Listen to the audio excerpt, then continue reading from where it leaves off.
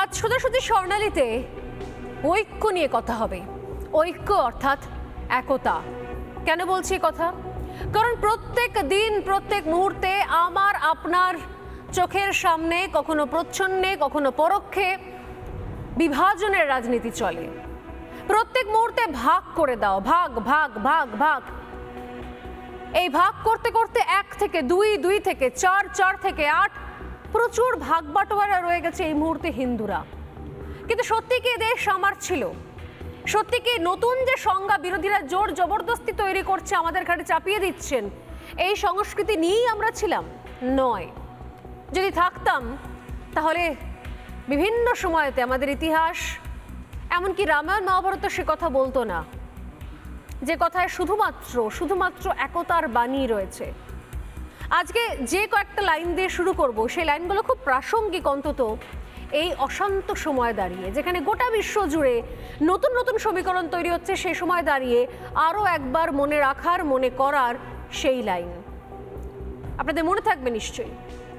হেথা একদিন বিরামহীন মহা ওঙ্কার ধ্বনি, হৃদয় তন্ত্রে একের মন্ত্রে উঠেছিল রণরণী।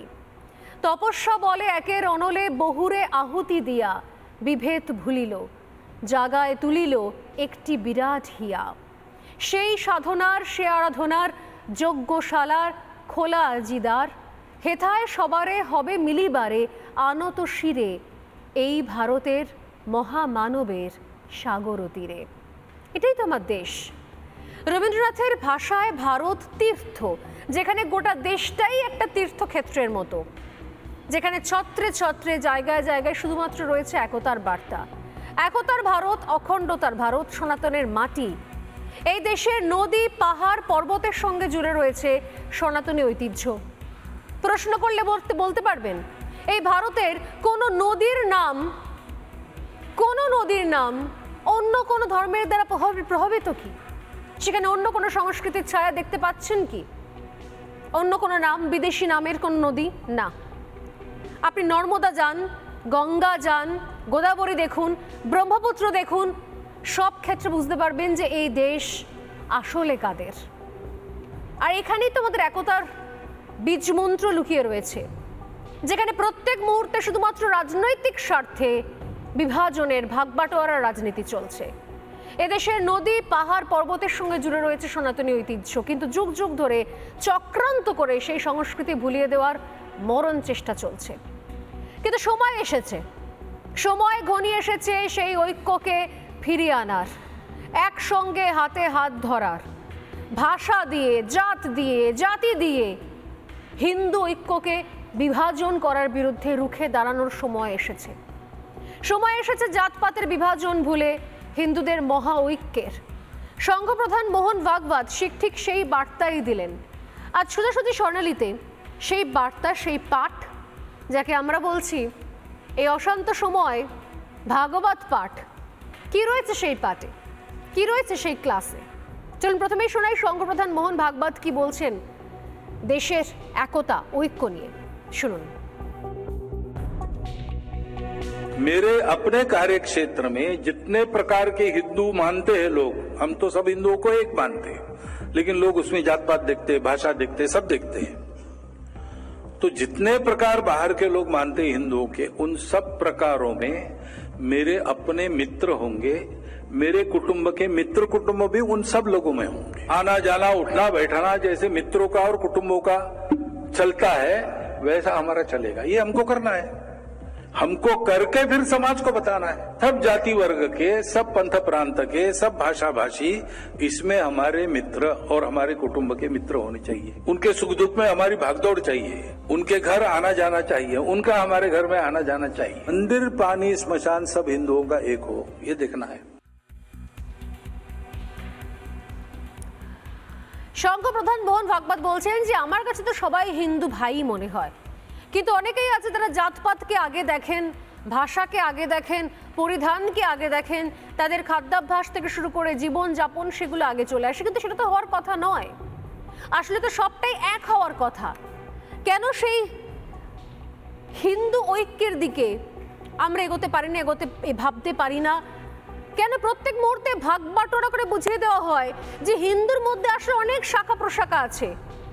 ভাবতে গেলে সেরকম ভাগ বাটোয়ারা প্রত্যেক ধর্মের মধ্যে আছে, কিন্তু হিন্দুই একমাত্র, সনাতন ধর্মই একমাত্র জায়গা যেখানে আসলে এই ভাগ বাটোয়ারাকে অনেক দূরে সরিয়ে রাখার চেষ্টা করা হয়েছে যুগ যুগ ধরে। কিন্তু রাজনীতির কারবারিরা রাজনীতির স্বার্থে, ভোট ব্যাংকের স্বার্থে এবং হিন্দু ঐক্যকে বিভাজন করার স্বার্থে, ওই যে মাঝে মাঝে শুনতে পাই হিন্দি ভাষায় কাটেঙ্গে তো বাটেঙ্গে, এক হ্যায় তো সেফ হ্যায়, শুনতে হিন্দি মনে হলো আসল কথাটা খুব সার কথা, যে ভাগ বাটোয়ারা করে দিলেই সুবিধে। ব্রিটিশ রুল ছিল ভাগ করো আর সেখান থেকে অ্যাডভান্টেজ নাও।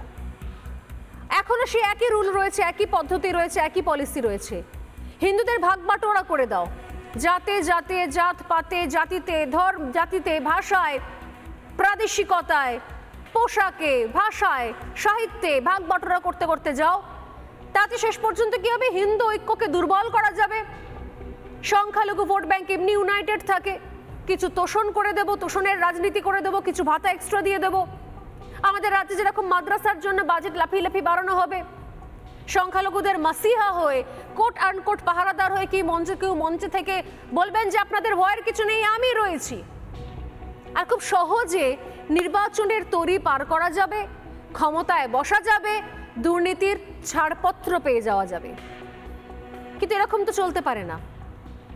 তাই কোন একটা সময় দরকার আসল সত্যিটা বুঝে নেওয়ার। এবং আসল সত্যি এখানেই রয়েছে যে একতার মধ্যেই ঐক্য রয়েছে, বিভাজনের মধ্যে মৃত্যু রয়েছে। একতার মধ্যেই বল, বেঁচে থাকা, জীবন, আর বিভাজনের মধ্যে মৃত্যু। একতার মধ্যে জীবন আর বিভাজনে মৃত্যু। এই সহজ বীজ মন্ত্র যদি আমরা এখনো বুঝতে না পারি, তাহলে একের পর একের আগে যেরকম কখনো মোগলরা এসেছে, তার আগে শক এসেছে, হুন এসেছে, একের পর এক আমাদের সংস্কৃতি, আমাদের স্থাপত্য ধ্বংস করতে করতে গেছে। এখন সিনেমায় দেখে আমাদের হাহুতাশ করতে হয়, ঠিক এরকম ভাবে আরো ধ্বংসের পথে একটু একটু করে এগিয়ে যেতে হবে আমাদের। মোহন ভাগবত বলছেন যে ভাষা নাকি একটা বড় বিষয়, কিন্তু ভাষা তো হিন্দু ঐক্যের মাঝখানে বিভেদ হওয়ার কথা নয়। তাহলে কেন হচ্ছে? কি এমন রয়েছে এর মধ্যে? কারণ ভাষার মধ্যে দিয়েও প্রত্যেক মুহূর্তে এই বিভাজনের রাস্তা খোলা হয় অনেক সময়।